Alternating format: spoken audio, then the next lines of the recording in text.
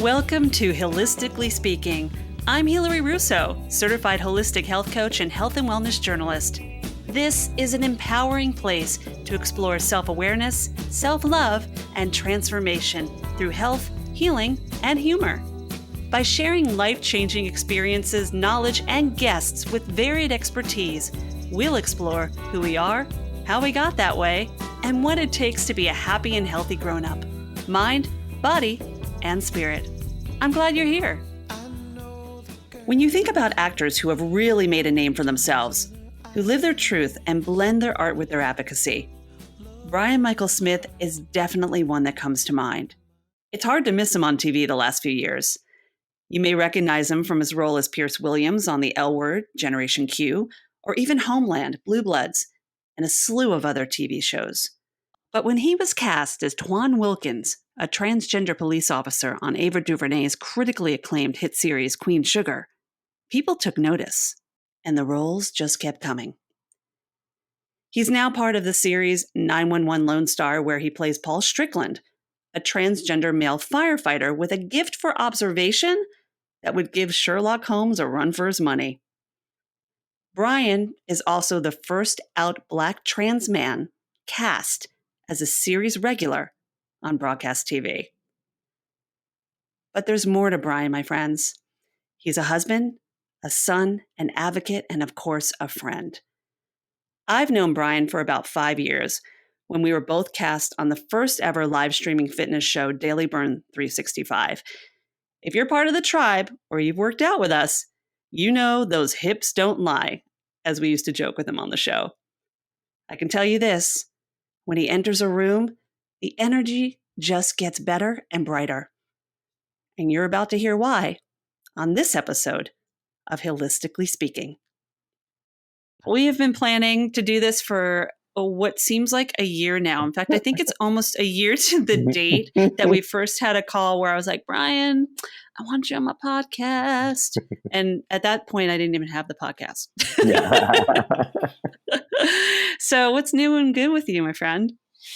I mean, in like the entire year, like summarizing the year, just literally what's going on right now.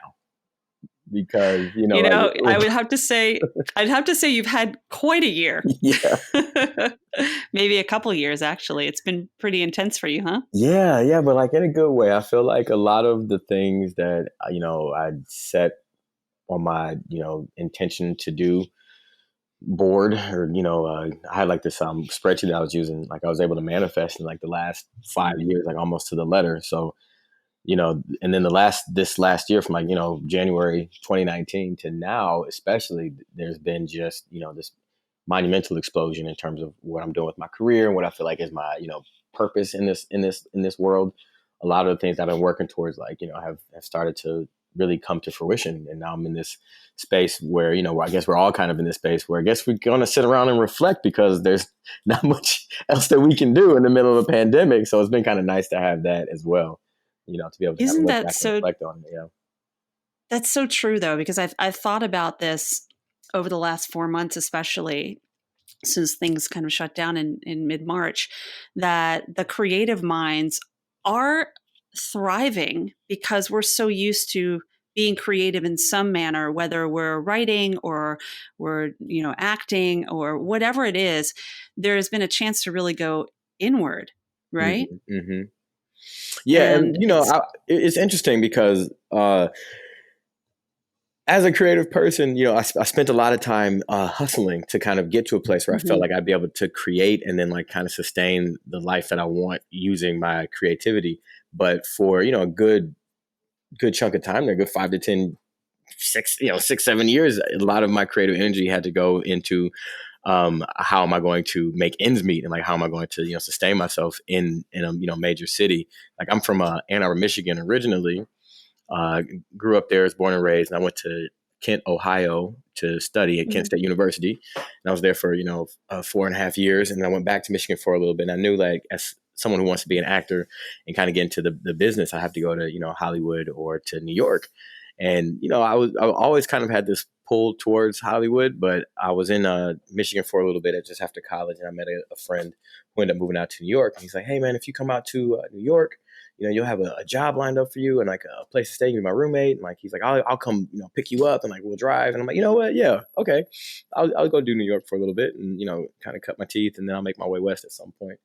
And so you get here and like, it's the Big Apple and there's like opportunities everywhere. Like I went from a place of feeling like, whenever an opportunity presented itself, that's how I knew it was the way to go because the universe like gave me the opportunity and it's just up to me to like jump on it. But in New York, every like 45 minutes, it's another opportunity that comes up. So I had to like really learn discernment and like, okay, which opportunity is for me on this path that I can choose? Which opportunity am I ready to take now? Or is this an opportunity that I need to wait on? I need to develop more skills before I try to go after. Yeah, because when look, you're given plenitude, and it's really listening to yourself and going within and being like, really, I love that you come from a place of the manifestation and intuition. And a lot of times, people do tend to go against their gut. They don't trust their gut. Oh, and what's interesting, like from early on in my life, I think what's kind of moved me along is like I always trusted my gut first. Like I've always been very self-determined, even, I think I had to be like, just knowing who I was, even though everyone around me, and even like, my body in some cases was telling me like otherwise. I'm like, no, I think I know who I am. I had this very deep internal like compass. Like I'm going to do this. I can do this, and then I would like try it and then it would work. When I was really young, I wanted to play football. I was, raised as a girl. And so there was a lot of like, well, you can't play football. You can't do that. I'm like, I want to. And even though I broke my leg and almost took myself out of contention to be able to do it, I ended up, doing it, or, just coming back after like I broke my leg so bad, thinking I'm not going to be able to walk again, being in a wheelchair for like, I'm going to do it, So very early on in my life, I kind of had that, going on. And then I got to my mid 20s and, I was very much on my own, like in the big city.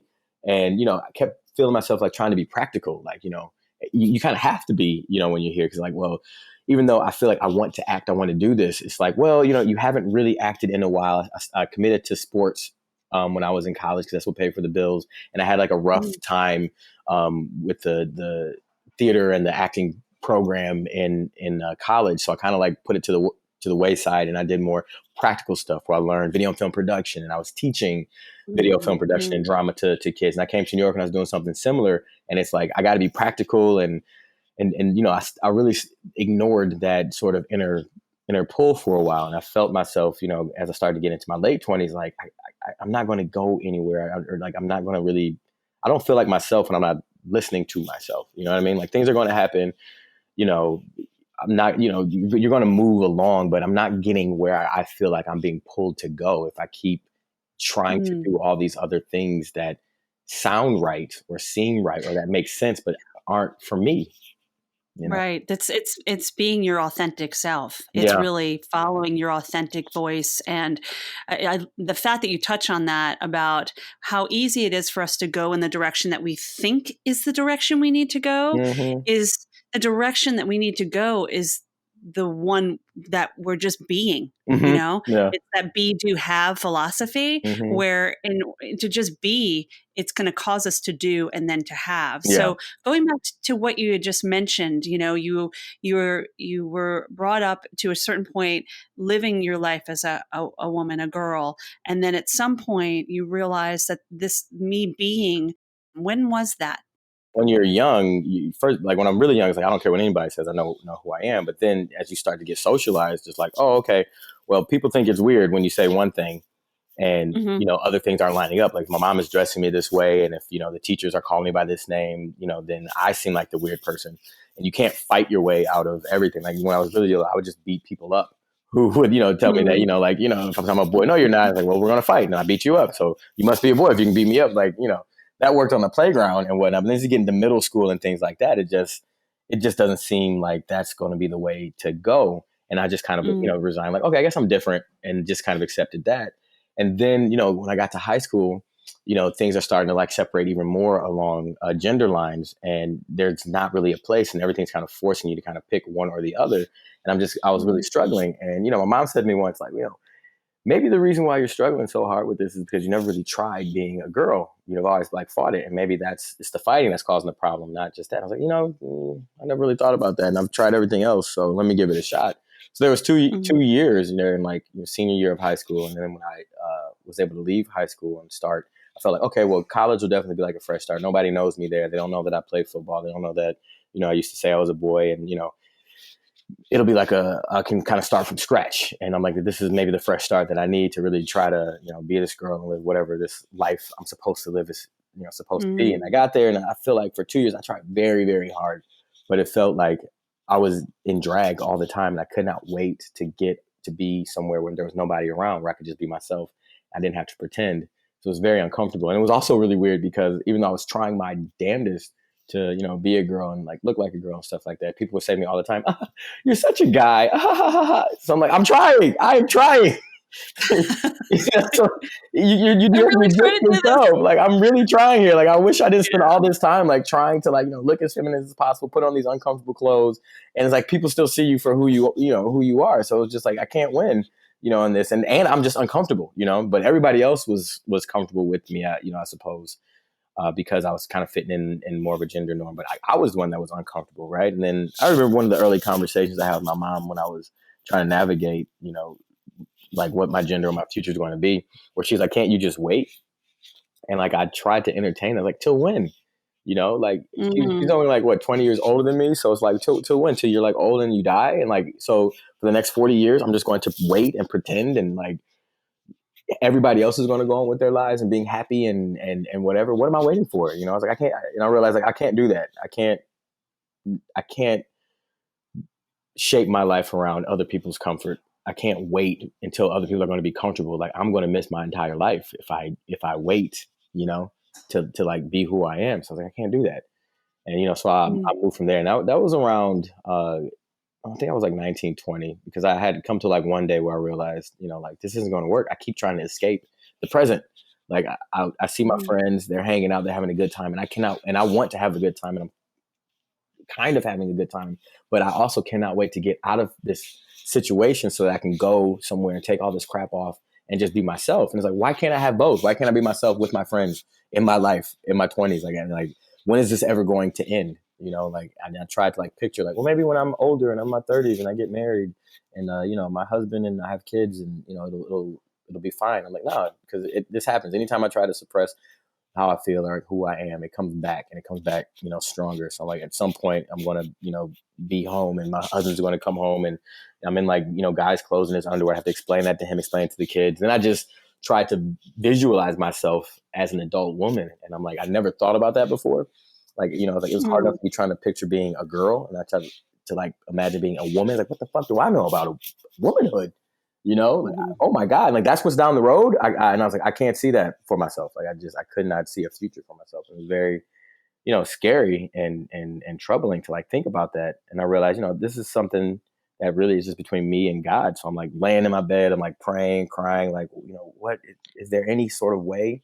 God, is there any way? And like I never entertained the idea of, a transition or anything. There was no language. Like trans wasn't really a word that I knew. Like I was just completely unfamiliar with it. But I was just like begging, like, is there any way? And like, there's no way for me to live my life. And like, I just kind of felt like this very still, quiet voice go, yes, there is. And I was like, what? Yes, there Trust is. the intuition. Yeah, and I'm like, I like fought. I'm like, no, that's not. People don't really do that, and it's usually what I've seen in like TV and like Jerry Springer, and it's men in dresses and things like that's not really a thing. And it just kept quietly persisting. Like, yes, there is.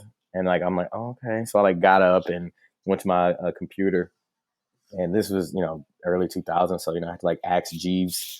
Like, there was no Google. There was no Google, So I'm like, how do you go? It's not on the yellow pages, that's for sure. Seriously. I'm like, what is this? And I'm like, Googled, like, the only words that I knew, I was like, what is a sex change? Do people do this? Is this a thing? And like, I came across this website. There was like a couple like blog posts, from people. And I'm like, oh, and like at first, I was like, oh, wow.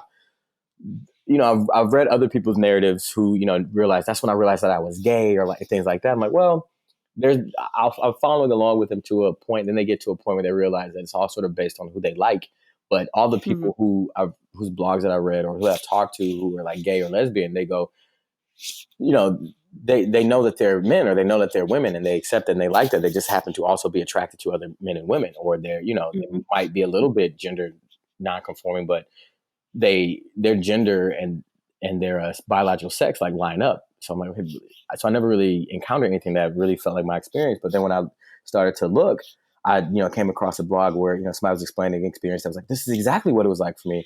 And I came across Jameson Green was writing a book, and so he had a website that had his biography on it, to kind of talk about who he was. And I'm like reading through his biography, and I'm looking at the images of him, as a like young child, and then like as an awkward teen, and then like as a young woman, but like very butch woman. And then like some point there's a picture of him when he's like in his 40s and explaining sort of his own gender journey. And then he like learned about transitioning. He understand that he was transgender and all this. And then the next picture of him is just like this man with this beard, and I'm like, oh my god, like I finally saw something that like let me know like that people like me exist and that there is a future for myself. And I didn't exactly know or like see the road or like how that was going to like happen for me, but I just knew that was it. And like, that was me like trusting my own intuition, saying, I'm going to do this. And like feeling led, Yeah. Like that was an argument that I had a lot with my mom, where she was like, is this your will or the Lord's will? I'm like, it's both. Like, it's actually both. I feel very led, by this. That voice didn't just come out of like my head, like in my experience, I didn't just make up my experience, It's living your truth. Living my truth. It's like, it is what it is. And like, I have a choice on how I'm going to, live my life. I can't choose how I was born, but I can choose how I'm going to live my life. And this is the choice I'm going to make. You say people like me. What does that mean for Brian? What is people who are like who are transgender, or people whose gender and their biological sex don't line up exactly, or people who are like intersex. Like, there's people who are like all across this spectrum. Like, everybody thinks or are taught that there's one or two. You have X chromosome or you have Y chromosome, and that determines kind of who you are. And it's like, that's not true. People have 3 X chromosomes. Sometimes people have XO. Some people have XXY. Some people are 2 Ys. So you never really know what's going on. So it's up to you to sort of learn who you are, determine who you are, and then choose how you're going to live your life. And that's what you've been doing, my friend. Yep. I mean, you have been living your life. Yeah. I mean, and it's been amazing to follow your journey. Like, it's exciting. Thank you. It's interesting too, because I feel like as soon as I like really accepted, like being my full authentic self, that's when things really started to like take off and manifest. Like, I feel like I had like fits and starts where there'd be times where I'm really like leaning into like who I am and what I want. And then there'd be times where I'm like leaning away from it.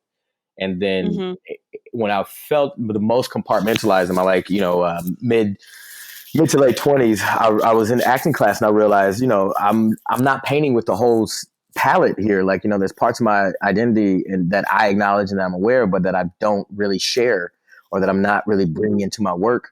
Or, and I didn't at some point, I didn't feel like I had the capacity to do it. But then at some point I realized I'm just choosing not to, but I feel like I can now, and I feel comfortable with it. And as soon as I started to do that, things just really lined up and took off.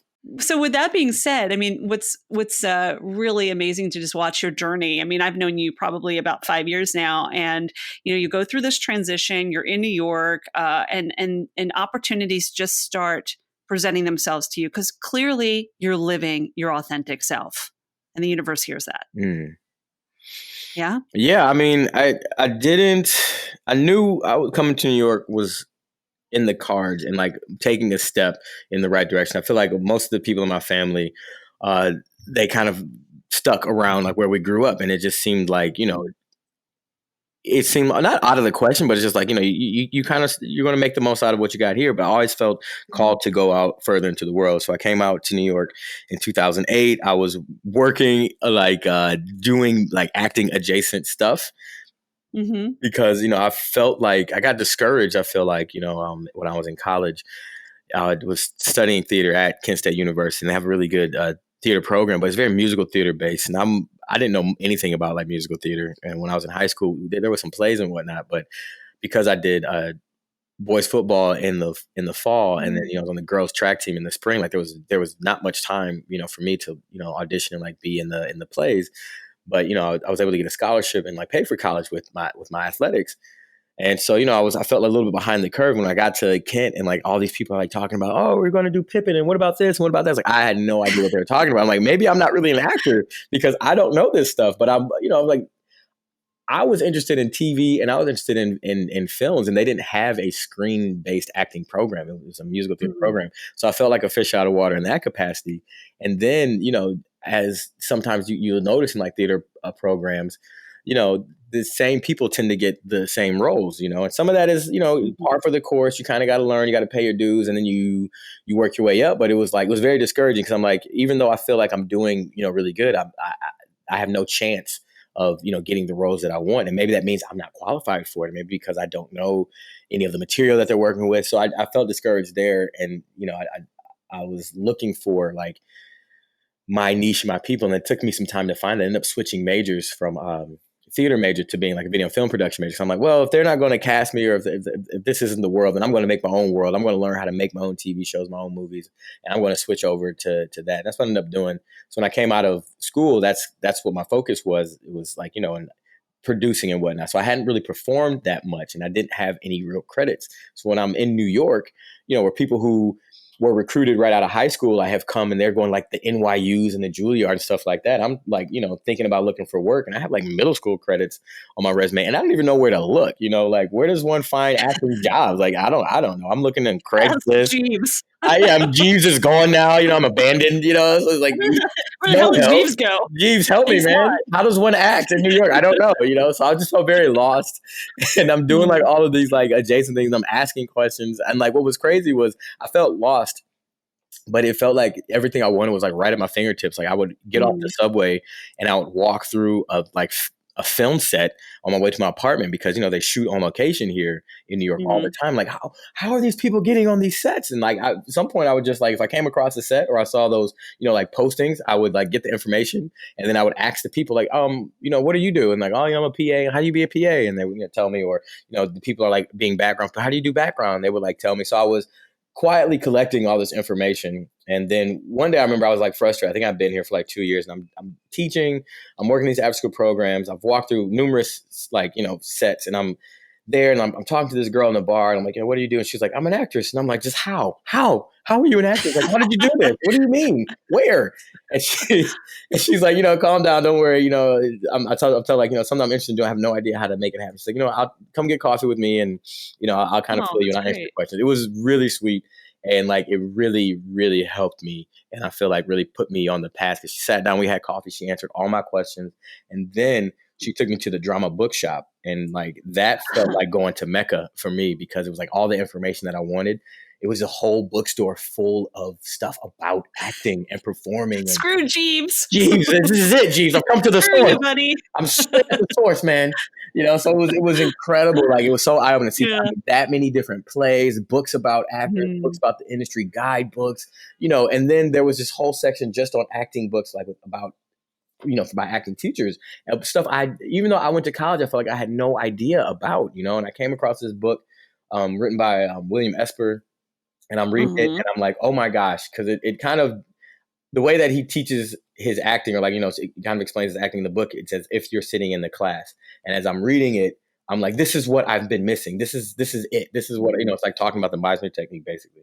And I'm like, oh my gosh. And I'm like, his studio is right here in New York. He's still teaching. And I was just so excited. But I was just like, again, I have middle school credits. Like, I can't do this. Like, how can you say you're an actor if you never, you don't really act? And so I had all this like self-doubt. And so I walked around with that book for like 2 years before I was just like, you know what? I know I want to do this. I'm working at this after school program. I'm at the LGBT center. I'm telling these young people, like, to follow your dreams. Don't let anything get in the way. And I am not doing that. I'm like, how can I've never taken this chance. I've done everything, but I've never really fully committed to acting. The one thing that I felt like was always like my calling. And I said, okay, you know what? I'm going to go on this website that's listed on the back of this book. I'm going to apply to this school. And if I, get an appointment, if I get in, then I will continue on it. And if I don't, then I'll know that what I'm doing will be fine and I can continue teaching and it'll be okay. Because, there's something fulfilling about the teaching and whatnot too. So I did it. I, went online, I applied, they called me up for an interview, and I interviewed for the summer program in like 2011. And I was so nervous, like I hadn't done a monologue in forever, and I'm just like freaking out. And we get there and like I'm sitting there, I'm talking to the guy, who's going to be my teacher, Terry Knickerbocker, for like, an hour. And I'm like nervous because we're just doing all this talk. It's like, we're not going to have enough time for me to do this monologue. And he goes, okay, well, thank you very much for coming in. And I'm like, what? Okay. Oh man, I was like, Jesus, must have been that. Like, I don't know. I felt good about what I was talking about. I was like, Jesus, but I don't know, must have like turned him off because he didn't even get to see me act. I didn't even get to do the damn like thing. I was like, this must not be right. And like, I would feel like before I even left the office, they were like, all right, he'd like to work with you. The 6-week class starts at such and such a time. So like, I end up getting into the class, into the program. Amazing. Yeah, and like Look at that. and like I just like, oh my gosh, and I stayed with it. What was really amazing was that I was so excited, and I had my journal with me, and I'm like, oh my gosh, I can't believe it. I took the step. I'm going to start acting. I'm really doing it.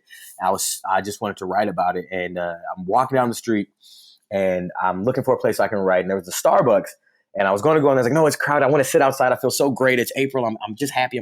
I found some steps to sit on 43rd. I'm sitting on the steps outside of some theater, and I'm like writing all happily in my journal, and like I'm trying to get my thoughts down. And I hear like some basketball bouncing. I can't focus. I'm like, who the hell is bouncing this basketball? And look up, and it's like these 3 guys. Like I kind of recognize 2 of them. I'm like, oh, these are it's Kevin Dillon and Lucas Haas. And I know them because I was a huge DiCaprio fan when I was a teenager. I still am, but like I was very like into him. I like read all the books and the magazines about him. So I like know who his like posse is. And I'm like, oh man, that's crazy. And I'm like, who's the guy in the middle? And it's like, holy crap. It's the man himself. So like my idol is walking down the street on the day that, I get into this program. You know what I mean? And like, I end up I said hi, and like, I felt really weird, and like I think they thought I was a weirdo, and then ended up like, kind of going down the street just to like gather myself after, I got it together after like freaking out, like, seeing my idol. Like, just let them know, like, hey, just want to let you know, you guys, I'm a big fan of your work, Mr. DiCaprio. I'm a huge fan of yours. I'm like, here to be an actor partly because of like you. He's like, oh, thank you very much. Blah, blah. And I'm like, that's it. So the universe like genuinely conspires, to like make things work when you really commit to them. Once I decided I was going to apply for this school, I feel like everything just started to line up. So do you believe in signs? Oh, hell yeah. Because of that? Are you kidding me? I mean, like, how could that not be a sign? What other sign? Like, I mean, when I was in high school, I think I was 14 when Titanic came out, and like I wasn't that big of a fan of his before that, but I don't know what it was about that movie. It really just took me on a journey. I saw like 5 times in the theater, and like he just became like this like my acting like idol. And I thought whenever we did meet, it would have to be I'd be behind some like throngs of fans at like something, like waving and hoping that he would look in my direction or whatever. And like of all the streets of all the days, like I could have went in that Starbucks and wrote my journal, but I decided to like put myself outside, and and he comes walking down there. I'm like, okay. Yeah, I think you put yourself outside in more ways than one, my friend. Straight up. Right? I mean, how amazing. Oh, I love stories like that. That's such synchronicity. I love synchronicity. What an amazing story. So there you are. You're going through this program. You're hustling. You're doing the New York thing, working on becoming, or not even becoming, but like working on being a better actor, because you already are one. It's not a becoming. And, you and I met, I guess it was probably, what was it? 2015, 2015 we met. 2015, yeah. Yeah, and we were, we got cast on Daily Burn, which is the live streaming fitness show, which you were like a light when you walked in the room. So much fun.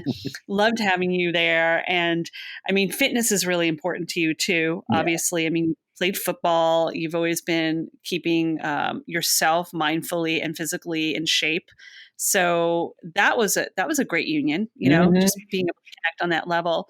But then even soon after that, gosh, I don't even feel like it was that long, maybe a year or 2. I mean, you get cast on Queen Sugar, and that, because honestly, you're Brian. You're always Brian, like nobody knew any otherwise. Those of us who had known you only as Brian, Queen Sugar comes out and we're like, wait, what? I know that was my reaction in the most beautiful way, because I was like, oh my gosh, living your truth. You go get it, and Queen Sugar, which was a really popular show, coming out, sharing your fears. What was that like to actually be like, yep, doing it here?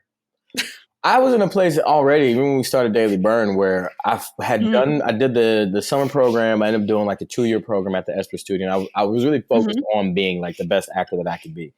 And that was just my primary like goal. So I didn't want any distractions from that. And, that was just my thing. And then after I kind of felt like I was sharpening my craft, then I wanted to start to be a professional. So I wanted to start getting like credits and like, doing the thing where you pay your dues. So I did my background work. I did featured work, even Daily Burn was like, like featured work, but I wanted to start getting like, more paid work under my belt.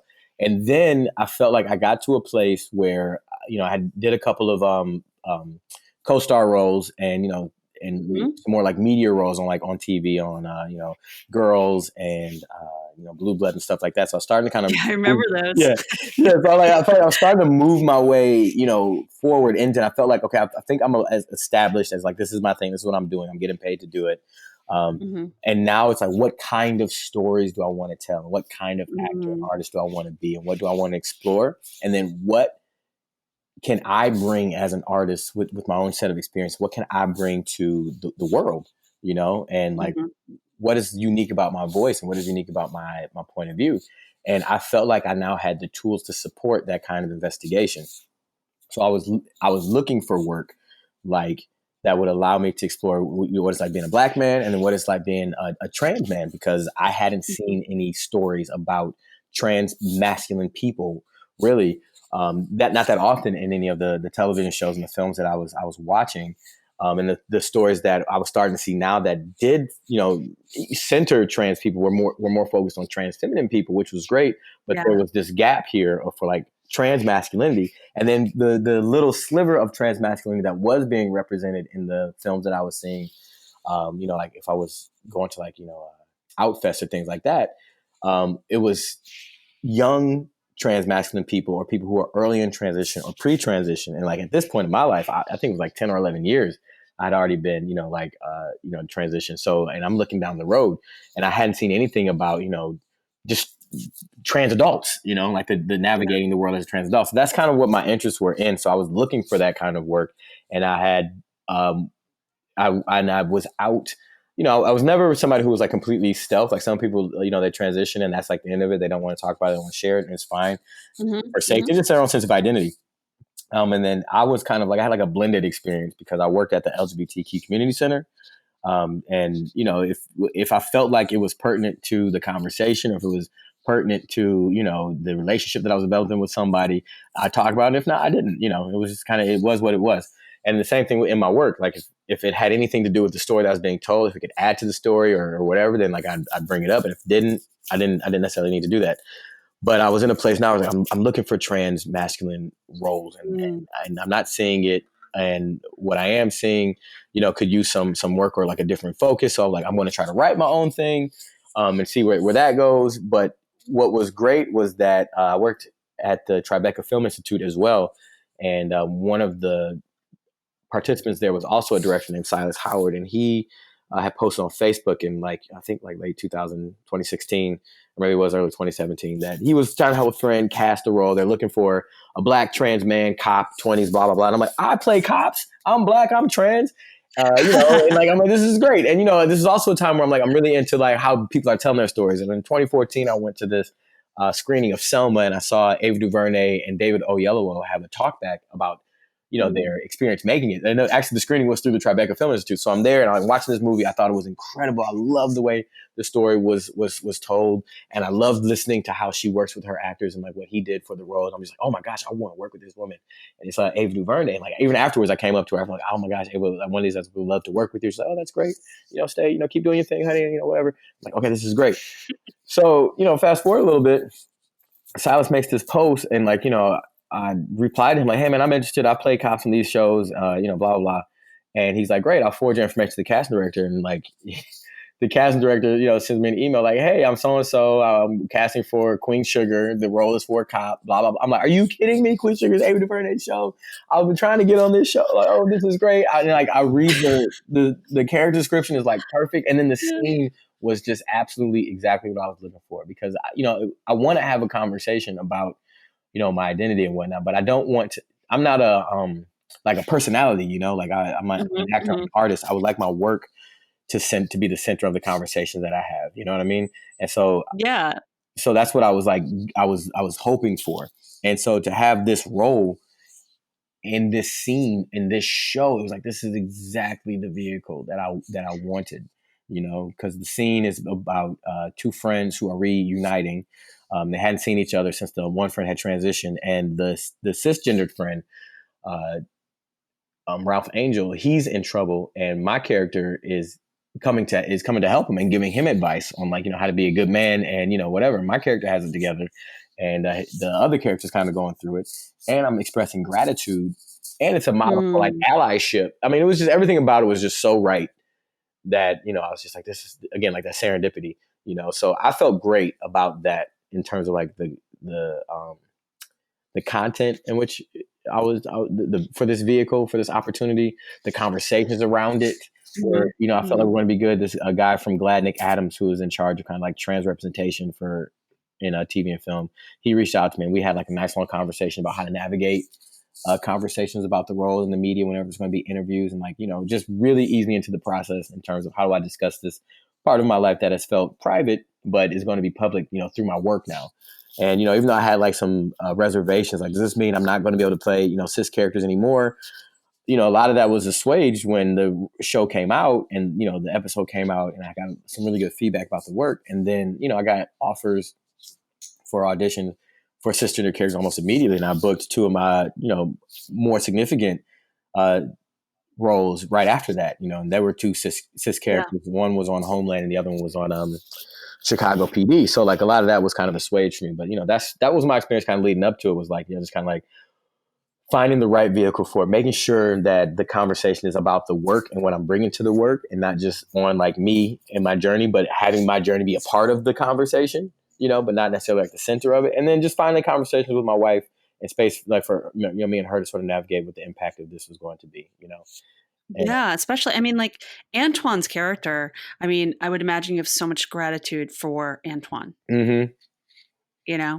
and giving you that space, and then it's another synchronicity too. It's another Leo moment, because here you are working with Ava, and then playing this character, and then transitioning into these other characters. And then the floodgates start opening again, because then you have the L word, Generation Q, and then of course 911 Lonestar, which that role, being able to play Paul and playing the Black transgender male. So now you're playing who you are in a way. How does that feel to be able, because I remember us talking earlier, you're able to use your art as your advocacy. You're able to, and I love that you said that. I mean, that's such a beautiful way of putting it. So you're not just out there being like, I'm a Black trans male, gay rights, trans rights, yada, yada, Black Lives Matter. You're like living who you are. You are who you are, but you're also using that through your art. So the art through advocacy is really a beautiful model to put out there for others like to follow. Again, it's like you kind of got to follow your truth, because I'm somebody like, I'm an empathetic person, and I'm, I'm a fairly intelligent person. So like when I see injustice in the world, and I see the world not living up to what, I feel like it should be, I want to do something about it. And, for me, I'm like, I've gone to protests, I've been in marches, I've taken legislative action.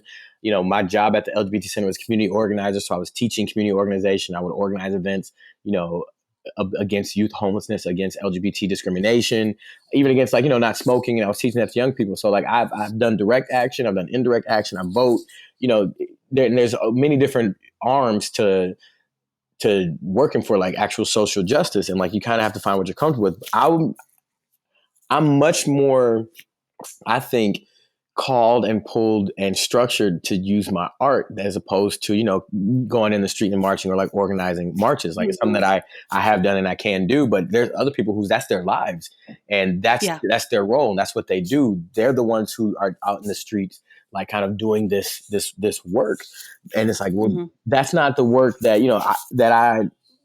that I think I'm built to do. I'm built to perform. I'm built to, get people to think in this way. And I wanted to, kind of honor that, because there'll be times where I would feel guilty. Like, I should go do this. And it's like, well, no, I have this set of skills. I have these tools, and these are my talents. I feel like, when I was growing up, kind of raised as Christian, something I took away from that was like, if God's given you these, certain talents and gifts, you got to think how you're going to use it. So like, this is the gifts that I'm given. These are my tools. So how I'm going to use this for good and to like, spread love and to, protect other people. And it's like, I'll do it, use this. you know? And that goes back to what you were saying about not following anybody else's path, but following your own, Mm-hmm. which is really, I feel very similar to you on that level. Like there's that pressure, the FOMO, the fear of missing out. I'm supposed to be at this protest. I'm supposed to do this. I'm supposed to do that. No, just you're supposed to be doing what you're doing, Mm-hmm. and I get that because while I might go to some protests or I might show up for a walk, I know that I have a special set of skills that I hold space for others to share, or being a journalist or being a coach and a practitioner and helping through mental health. Like that's where I can help. So what would you say your responsibility is that comes with basically, I mean, now, especially with you being such a public figure and really being the face that a lot of people are recognizing because of your art and your advocacy. What responsibility comes with that, Brian?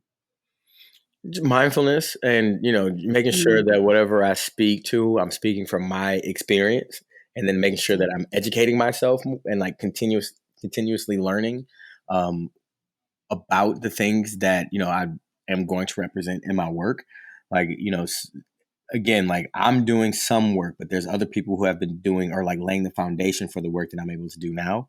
And to make sure that I'm like calling attention to that and like pointing people in that direction. Like, the Black Lives Matter movement was founded by like 3 queer Black women. And, they've been doing this work for years, since like 2013. And so if I'm going to be out here saying like Black Lives Matter, let me make sure that I'm connecting what I am saying to the work that has already been done and that they're continuing to do, and like calling attention to that. Or if I have a platform and I have a lot of visibility on my platform, I can then make other people more visible and sharing, their messages, or sharing like, their calls for help and their calls for action. So just, I feel like making sure that if the spotlight is on me, that what I am saying is in service of the larger movement and gives recognition to the people who are doing the work in other capacities. You know what I mean? Oh, yeah, recognizing those who are doing what we're not doing because Mm-hmm.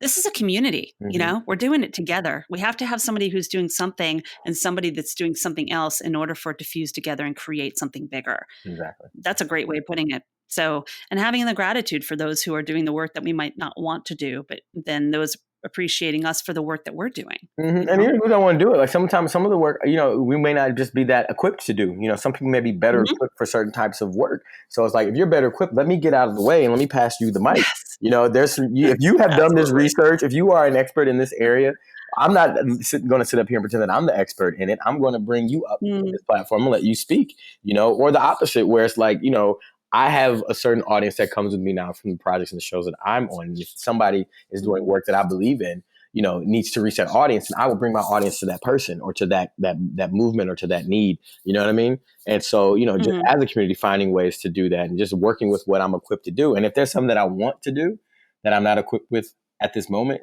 then like getting in touch with people or like going to the organizations and to the meetings that will help me become better equipped, because they do trainings. That's one of the things I love about Yeah. a lot of these organizations, is that they will train you.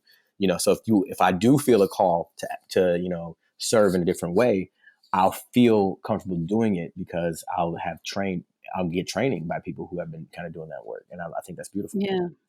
That is beautiful. Speaking of beautiful, your wife, Denise. Oh Yes. my goodness. Oh, wow. So I want to touch on that real briefly for 2 reasons. Coming together in a union is always a beautiful story to tell, but also, I mean, you two have been kind of on separate sides of the country, with you shooting in Austin and then shooting in LA, and she's a teacher in New York. And really, like, what is the balance in managing a relationship, and how do you guys do it?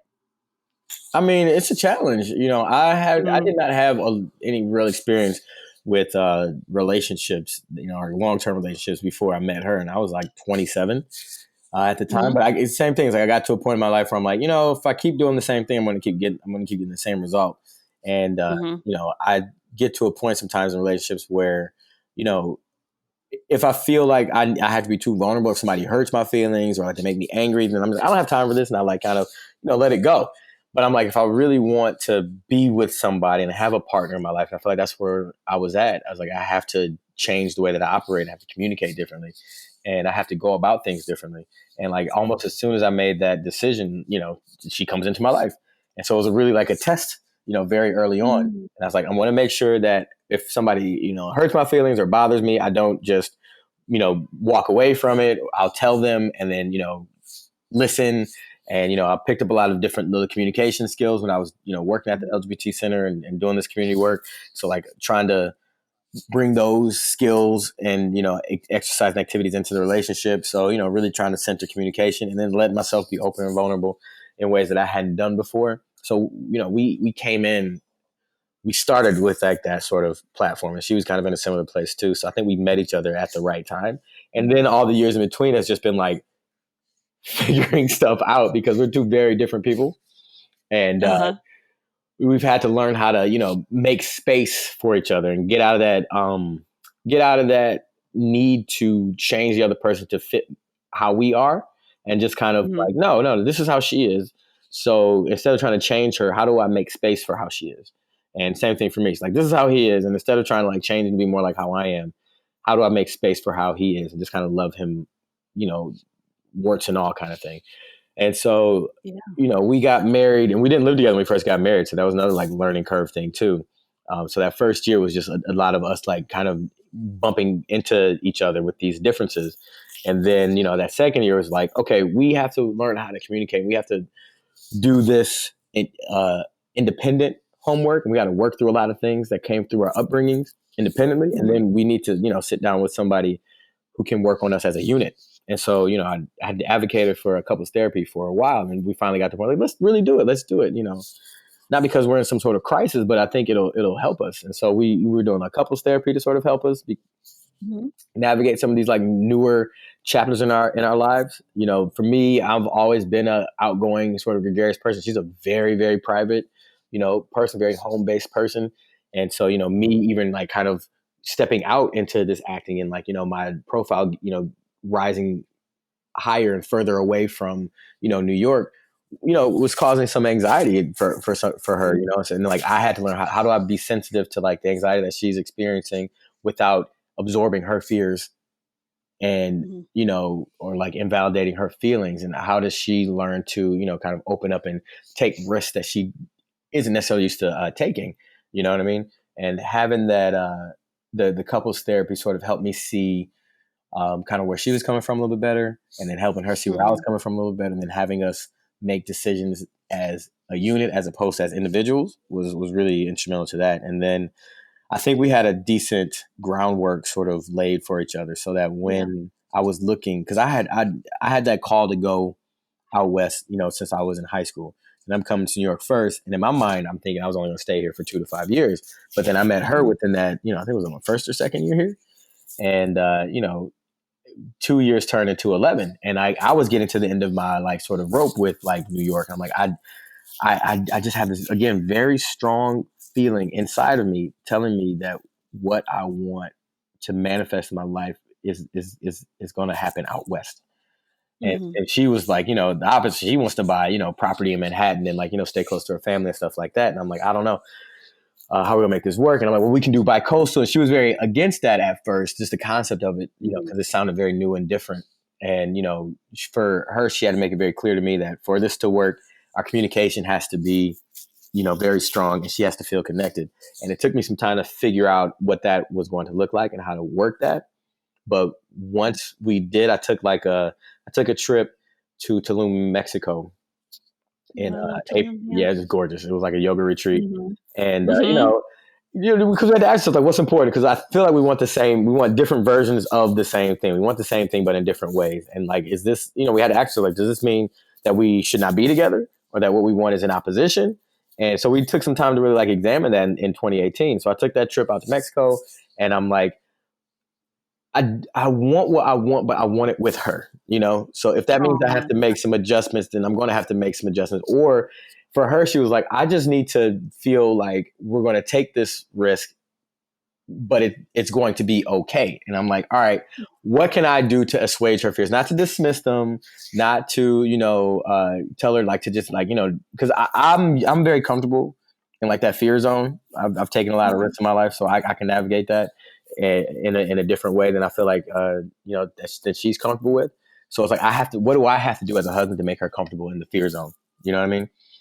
Yeah. And so that's what I felt like I was able to do in 2019. I was like, I'm going to go to Portland and work on this play. And the amount of money that I get is going to show you that when I do take risks like this, it is worth it, Mm-hmm. and like every job that I like even like my graphs and stuff like that. I'll show her like every year, every project that I get brings us more. And Mm-hmm. and the bigger the risk, the bigger the reward has been. That's the track record. And Mm-hmm. I was out here, last summer, and I met X, Y, and Z. These are real people, and this is going to be a thing. And so what I'm going to do, babe, is I'm going to go to Los Angeles from April to June, and I'm going to learn as much as I can. I'm going to get the lay of the land. I'm going to deepen some of these relationships with people that I made last year. I'm going to learn about neighborhood. I'm going to try to find things that make you feel at home, that are walkable. Look at the different neighborhoods. So I want you to know that I'm not just leaving you or like going off to pursue my dreams. Like, you are part of these dreams. And, I'm going to bring back information so that it doesn't feel like you're jumping into an abyss. And so I left Portland. I came back from Portland. And then from April until June, I was like, I'm going to be in Los Angeles, and I'm going to figure things out. I'm going to bring you back this information, and then we'll figure out how we're going to make this work. And, as soon as I landed in Los Angeles, I got the audition for the L Word. Mm-hmm. So it was like, and it's something in me told me, like, just if I put myself there, this is going to happen. But I think, you've done some acting for a while. The thing is, like, East Coast actors, everybody says, you don't just pick up and go to Hollywood. Like, you got relationships here, the cast directors here. You go to Los Angeles, started from scratch. Like, and it was risky. It's a risk to do. And like, what happened for me does not happen often. Like, more often than not, it's like you go, you struggle. Some people come back to New York and they never go back. Some people come back and then they go back years later. They toil for years, and they, so I was kind of thinking that was going to be the case. But again, following that voice that's like, just put yourself there. And like, I put myself there. And instead of having to send a tape for that audition, I was able to go in for that audition. Yeah, it's another Leo DiCaprio I'm basketball moment, man. But it's so great because, I mean, you think about it, like, a lot of people come to New York, and the majority here are in the acting community. There's a big pull towards theater, and they might do one Broadway show and think, I've got this in the bag, and never do Broadway again, Yes. Or they'll do like a Law and Order, and they're like, I've got this in the bag, and they never do television again. Or it's like struggling to keep your SAG card or your equity card or whatever, your weeks, your points. So, I mean, you were really given an opportunity. And let me just touch on this. The way you've been speaking about how you have been building this relationship with Denise as a couple, as a partnership, is really beautiful, because you're speaking a language that is truly in sync with what it means to come from the other person. What can I do for her? What would I do if it were me to make her feel comfortable? You're coming from a place of what it would be like for her. And that's the empathy, that's the resonance, and that says something about the relationship you have. So just kudos to that. Just hearing you speak is beautiful. What is something that people don't know about Brian Michael Smith? I don't know. A lot, I guess. I mean, I have a baby tooth.